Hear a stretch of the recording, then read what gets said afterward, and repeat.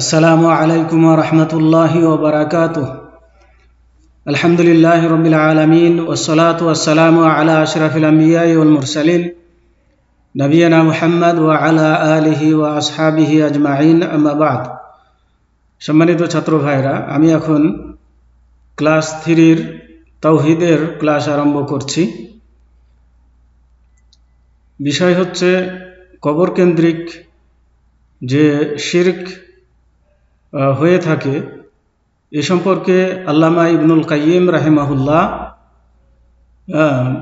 যা বলেন সেটি তুলে ধরব ইনশাআল্লাহ। তো আসুন তার কথাগুলো আমরা গভীর মনোযোগ সহকারে শুনি এবং এ ব্যাপারে সতর্ক থাকি। আল্লামা ইবনুল কাইয়িম রাহিমাহুল্লাহ বলেন, কোনো ব্যক্তি যদি কবর সম্পর্কে আল্লাহর রাসূলের সুন্নাত এবং কবর সম্পর্কে তার আদেশ ও নিষেধ কি এবং তার সাহাবায়ে কেরামের তরিকাকে যদি একত্রিত করে একদিকে রাখে আর অন্যদিকে আজকের মাজারের কবরকে কেন্দ্র করে যে কার্যকলাপ লক্ষ্য করা যাচ্ছে তা অন্যদিকে রাখে,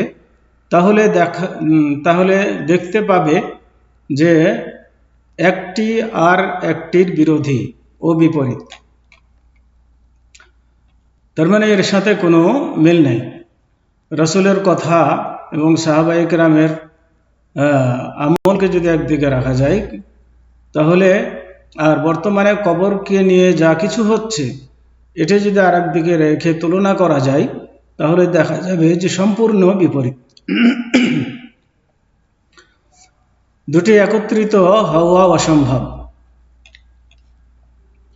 রাসূলুল্লাহ সাল্লাল্লাহু আলাইহি ওয়াসাল্লাম কবরের দিকে মুখ করে সালাত পড়তে নিষেধ করেছেন, অথচ আজ তারা কবরের কাছেই নামাজ পড়ছে।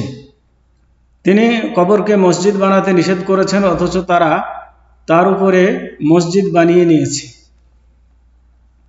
এবং আল্লাহর ঘর মসজিদের অনুকরণে স্মৃতিসৌধ বানিয়ে নাম রেখেছে তীর্থ বা সমাবেশের পবিত্র স্থান।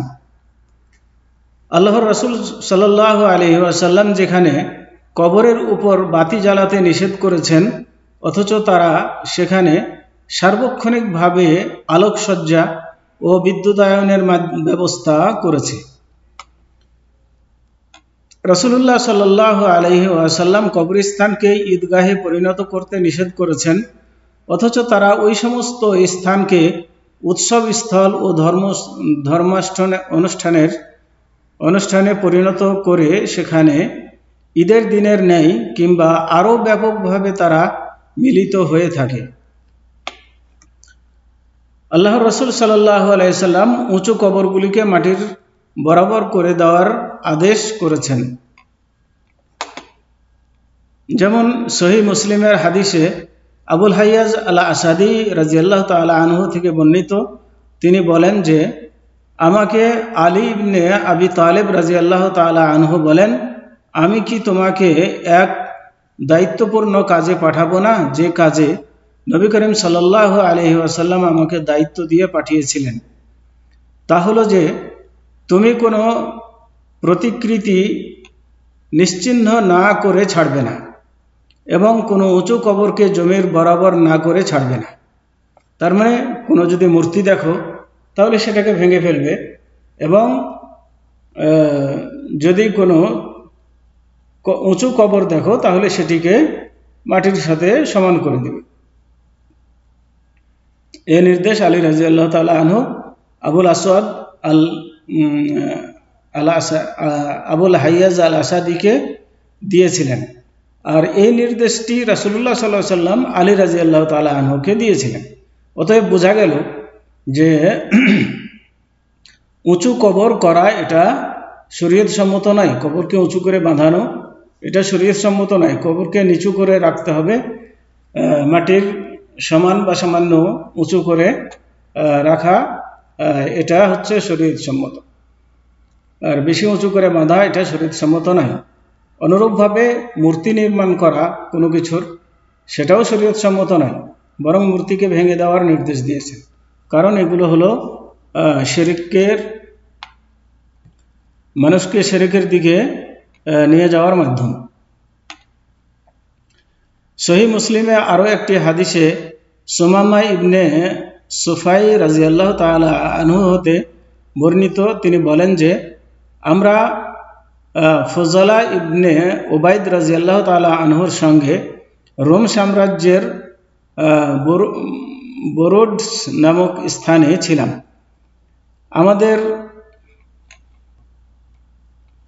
আমাদের এক সাথী সেখানে মৃত্যু হলে ফজলা সাহাবী আমাদের মৃত সাথীকে কবরস্থ করতে এবং কবরকে মাটির সমান করার নির্দেশ দিলেন।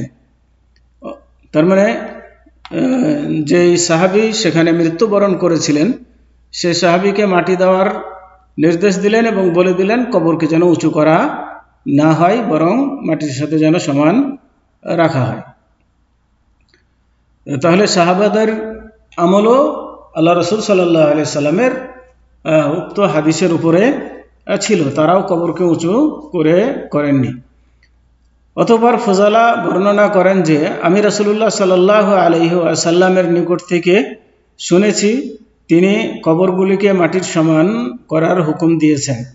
কিন্তু দুঃখের বিষয়, এই সমস্ত মাজার পূজারীরা আজ অতিরঞ্জিত বাড়াবাড়ির মাধ্যমে এই দুটি জিনিসের চরম বিরোধিতা করে কবরকে মাটি থেকে ঘরের ন্যায় উঁচু করছে এবং তার উপরে গম্বুজ ও মিনার স্থাপন করছে।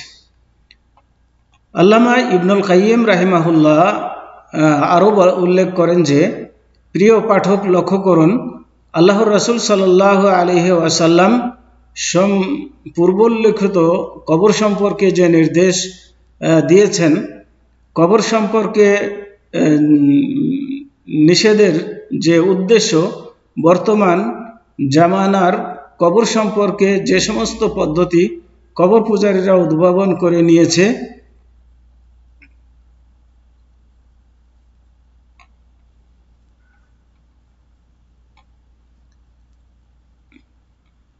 তার কোনো উদ্দেশ্যের মধ্যে বিশাল বৈষম্য রয়েছে। মানে বর্তমান যুগের কবরকে নিয়ে যা কারবার করা হচ্ছে আর আল্লাহ রাসূল সাল্লাল্লাহু আলাইহি সাল্লাম যে নির্দেশ দিয়েছেন এটার সাথে কোনোই মিল নেই। এ বিষয়ে কোনো সন্দেহ নেই যে এই সমস্ত শিরকি কার্যকলাপের মাধ্যমে দ্বীন ইসলামের মধ্যে যে ফাসাদ বা বিকৃতি হচ্ছে কারো সাধ্য নেই যে তা গণনা করে শেষ করতে পারে। আল্লামা ইবনুল কাইয়িম রাহিমাহুল্লাহ পূর্বের আলোচনার পর দ্বীনের মধ্যে ওই সমস্ত অকল্যাণকর বিষয় উল্লেখ করেন। অতঃপর দীর্ঘ আলোচনার পর বলেন, আল্লাহর রাসূল সাল্লাল্লাহু আলাইহি ওয়াসাল্লাম কবর জিয়ারতকে শরীয়ত সম্মত করার উদ্দেশ্য হলো জিয়ারতকারী আখিরাতের কথা স্মরণ করা, মৃত ব্যক্তির জন্য দোয়ার মাধ্যমে ইহসান করা, তার প্রতি রহমতের জন্য দোয়া করা এবং তার জন্য আল্লাহর কাছে ক্ষমা ও অনুগ্রহ কামনা করা। কবর জিয়ারতের হচ্ছে এগুলো উদ্দেশ্য। কবর জিয়ারতের উদ্দেশ্য এমন নয় যে কবরের কাছে আমরা কিছু প্রার্থনা করব, কবরবাসীর কাছে তার কাছে কিছু পাবো, এরকম কোনো আশা নিয়ে যেন দোয়া করা না হয় বা তাকে মাধ্যম করে আল্লাহর কাছে প্রার্থনা করব, এমনটিও জায়েজ নয়, যাকে ওসিলা বলা হয়। এর মাধ্যমে জিয়ারতকারী নিজের ও মাইয়েতের উপর ইহসান বা অনুগ্রহকারীর মধ্যে শামিল হবেন। আজকের মাজার পূজারীরা মুশরিকরা যাবতীয় শরীয়তসম্মত পদ্ধতিকে পরিবর্তন করে দ্বীনের সম্পূর্ণ নিয়মের বিপরীত করে দিয়েছে। যেমন তারা কবর জিয়ারতের মূল উদ্দেশ্যকে বাদ দিয়ে মৃত ব্যক্তির সাথে শিরক সাব্যস্ত করে মৃত ব্যক্তিকে বিপদে ডাকা, মৃত ব্যক্তিকে মাধ্যম করে দোয়া করা এবং নিজেদের উদ্দেশ্য হাসিলের জন্য মৃত ব্যক্তির কাছে সওয়াল করা, তার কাছে বরকতের আশা এবং শত্রুর বিরুদ্ধে বিজয়ের আবেদন ইত্যাদি। এগুলো সবগুলোই যেগুলো করা হচ্ছে এগুলো সব শিরকি কাজ। এর ফলে তারা নিজেদের ও মৃত ব্যক্তির জন্য ক্ষতি করেছেন, নিজেরও ক্ষতি করছেন, মৃত ব্যক্তিকেও ক্ষতির মধ্যে ফেলছেন। কেননা মৃত ব্যক্তির জন্য আল্লাহর মাগফিরাত ও অনুগ্রহ কামনা করা অবশ্যই শরীয়ত সম্মত, তবে এই সমস্ত শিরকি কর্মকাণ্ডের মাধ্যমে মৃত ব্যক্তির মাগফিরাত থেকে মাহরুম হয়ে থাকেন। যেখানে মৃত ব্যক্তির জন্য মাগফিরাত কামনা করা দরকার ছিল, সেখানে মৃত ব্যক্তির জন্য মাগফিরাত না কামনা করে মৃত ব্যক্তির কাছেই তারা সাহায্য প্রার্থনা করে শিরকি কাম করে নিজেও ক্ষতিগ্রস্ত হচ্ছে এবং মৃত ব্যক্তির যেটা হক বা পাওনা ছিল সেটা থেকেও তাকে বঞ্চিত করা হচ্ছে। পূর্বের আলোচনা থেকে স্পষ্ট জানা গেল যে মাজারের উদ্দেশ্যে নজর নিয়াজ ও কোরবানি পেশ করা বড় শিরকের অন্তর্ভুক্ত। তার মানে এগুলো ছোটোখাটো শিরক নয়, বরং বড় শিরক।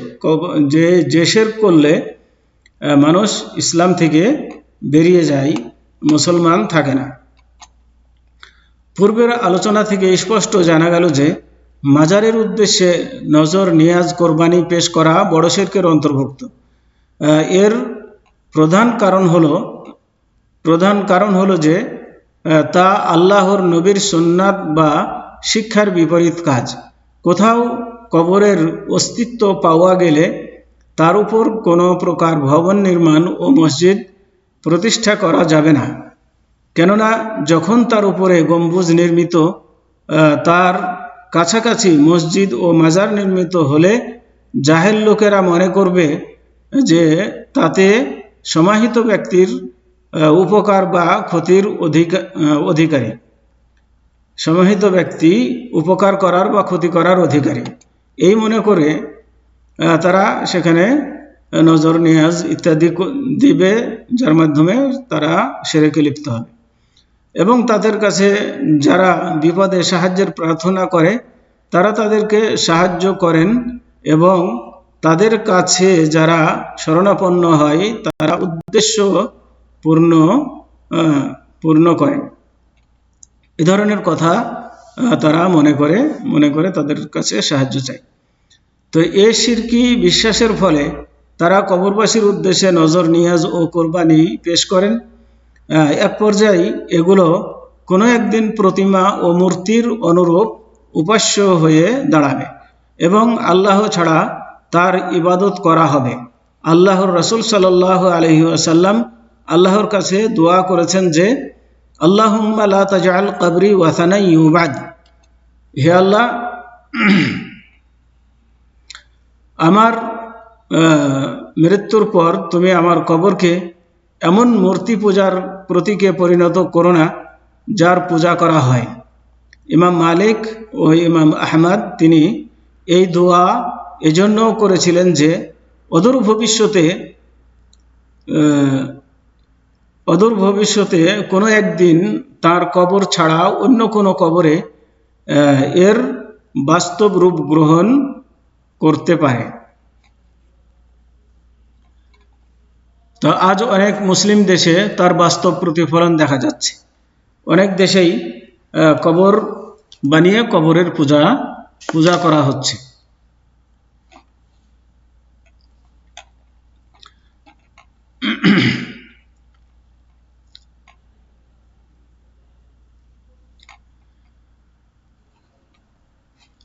তবে আল্লাহ পাক তার রাসূলের দোয়ার বরকতে তার কবরকে এ সমস্ত শিরকি কার্যকলাপ থেকে সুরক্ষা করেছেন। যদিও কখনো মূর্খ ও কুসংস্কারে বিশ্বাসী মানুষের কাছ থেকে তার মসজিদে কিছু অনিয়ম ঘটলেও তারা রাসূলুল্লাহ সাল্লাল্লাহু আলাইহি ওয়াসাল্লামের কবর পর্যন্ত পৌঁছতে সামর্থ্য রাখে না। কেননা তার কবর নিজ গৃহাভ্যন্তরে অবস্থিত, তা মসজিদের অন্তর্ভুক্ত নয়। কেননা তার কবর পরপর কয়েকটি দেয়াল দ্বারা পরিবেষ্টিত। আল্লাহ রাসূল সাল্লাল্লাহু আলাইহি সাল্লামের কবর মসজিদের মধ্যে নয়, বরং আল্লাহ রাসূল সাল্লাল্লাহু আলাইহি সাল্লামকে কবর দেওয়া হয়েছিল মসজিদের বাইরে তার বাড়িতে। অতএব কেউ যেন এটা ধরে না নেয় বা মনে না করে যে রাসূলের কবর তো মসজিদে, অতএব আমরা মসজিদে কবর নির্মাণ করতে পারি, এমন যেন ধরে না নেয়। এবং আল্লাহ রাসূল সাল্লাল্লাহু আলাইহি সাল্লামের কবর কয়েকটি দেওয়াল দ্বারা ঘেরা আছে, যা মসজিদ থেকে সম্পূর্ণ আলাদা। আল্লামা ইবনুল কাইয়িম রাহিমাহুল্লাহ তাঁর নুনিয়া নামক কিতাব কবিতায় এ সম্পর্কে একটি কবিতা উল্লেখ করেছেন। তিনি বলেন যে ফাস্তাজাবা রব্বুল আলামিন দুআআহু ওয়া আহাতাহু বিসালাসাতিল জুদরানি, অর্থাৎ আল্লাহ রাব্বুল আলামিন তার রাসূলের দোয়া কবুল করে 3টি দেয়াল দ্বারা তার কবরকে বেষ্টন করে রাখলেন। তো এখান থেকে আমরা যেটা জানতে পারলাম যে কবর কেন্দ্রিক যে সমস্ত কার্যকলাপ বর্তমানে চলছে, সেই সমস্ত কার্যকলাপ সম্পূর্ণ শিরকি কার্যকলাপ চলছে, এগুলো থেকে আমাদেরকে বিরত থাকতে হবে। আর কবর জিয়ারতের জন্য যতটুকু বৈধ ততটুক আমাদেরকে করতে হবে। আর সেটা হলো যে কবর জিয়ারত করা, পরকাল নিজের জন্য পরকালকে স্মরণ করা, আর কবরবাসীর জন্য দোয়া ইস্তেগফার করা। আল্লাহ রাব্বুল আলামিন যেন তাকে ক্ষমা করেন, তাকে ভালো পজিশনে রাখেন, এই সমস্ত দোয়া করা। কবরবাসীর কাছে কিছু চাওয়া এটি মোটেও ঠিক নয়। কবরবাসীর নামে কোনো নজর নিয়াজ পেশ করা, টাকা পয়সা, মুরগি, গরু, ছাগল ইত্যাদি দেওয়া, এগুলো কিছুই ঠিক নয়। এগুলো সব শিরকি কাজ, এবং এগুলো দেওয়ার বিনিময়ে কোনো আশা, তার কাছ থেকে কিছু আশা করা, এগুলো হচ্ছে শিরকি কাজ। তার কোনো দেওয়ার ক্ষমতা নাই, বরং একমাত্র দেওয়ার মালিক হচ্ছেন আল্লাহ তাবারাকা ওয়া তাআলা। অতএব চাইলে আল্লাহর কাছে চাইতে হবে, এবং নজর নিয়াজ দিলে আল্লাহর নামে দিতে হবে, অন্য কোথাও দেওয়া চলবে না। তো আসুন এই সমস্ত কার্যকলাপ থেকে আমরা বিরত থাকি, এবং কবর কেন্দ্রিক যতটুকু আমাদের জন্য আল্লাহ রাসূল বৈধ করেছেন সেই নিয়ে আমরা ততটুকু করি, এবং কবরকে নিয়ে বাড়াবাড়ি যেন না করি, যার ফলে আমাদেরকে শিরকের দিকে নিয়ে যাবে, যা বর্তমানে হচ্ছে। তো আজকে এ পর্যন্তই। ওয়াসাল্লাল্লাহু আলা নবিয়িনা মুহাম্মদ ওয়া আলা আলিহি ওয়া আসহাবিহি ওয়া বারিক ওয়া সাল্লিম।